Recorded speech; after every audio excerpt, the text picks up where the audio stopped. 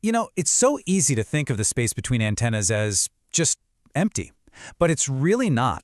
The lowest layer of our atmosphere, the troposphere, can do some incredibly strange things. It can bend, trap, and even redirect our signals in ways that totally defy simple line-of-sight math. So today, we're going to dive into the fascinating and, yeah, often frustrating world of tropospheric propagation.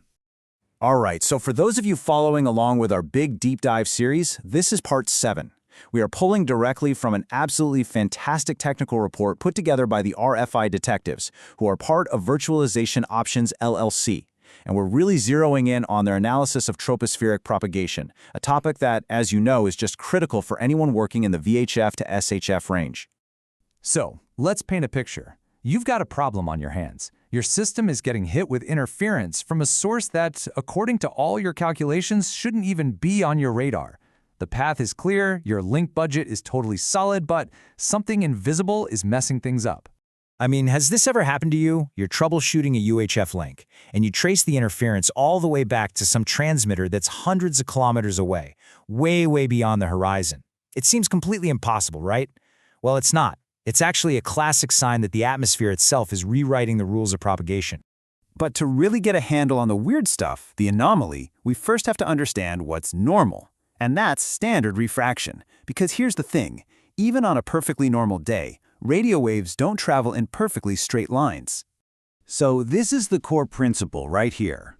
Normally, as you go up in altitude, the air gets thinner, right? Its refractive index goes down. And that causes radio waves to bend, or refract, just a little bit back toward the curve of the Earth. It's a gentle, predictable bend. And that slight downward bend is exactly what gives us the radio horizon. It means our signals can actually travel a little bit farther than our eyes can see. This extends our line of sight range, and it's a standard factor we all build into our link calculations. This is our baseline, our normal. Okay, but what happens when the atmosphere doesn't play by the normal rules?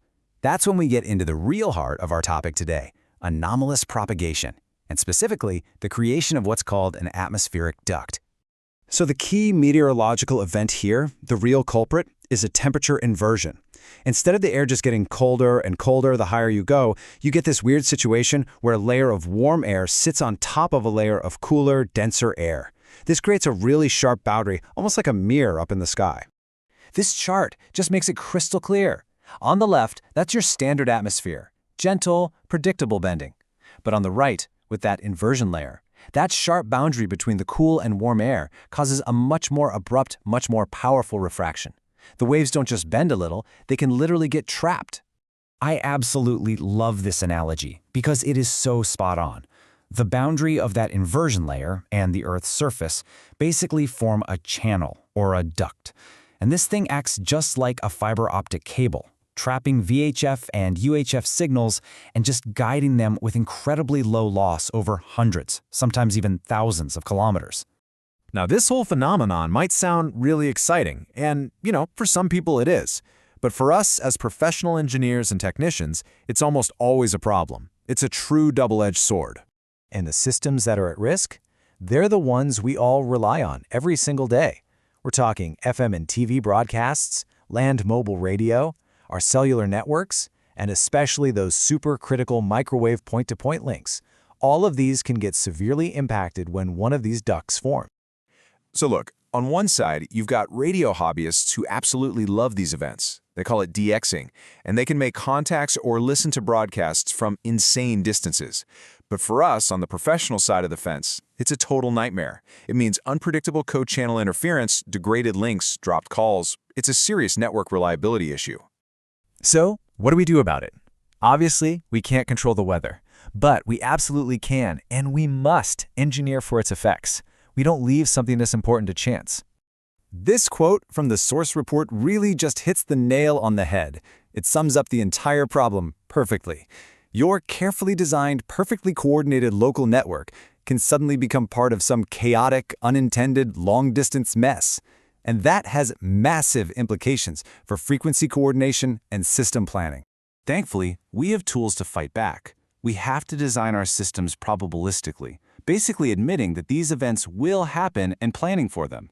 The International Telecommunication Union, the ITU, provides the framework. If you're dealing with this, you need to check out recommendations P452 for interference prediction and P453 for refractivity data. These are the gold standards for actually quantifying these risks in your designs. So I'll just leave you with this thought. Your link budget might look perfect on paper. Your path profile might be completely clear. But have you really accounted for the troposphere? Is your system truly robust enough for that one day when the atmosphere decides to just completely rewrite the rules of physics? Because it's really not a matter of if it's going to happen, it's a matter of when.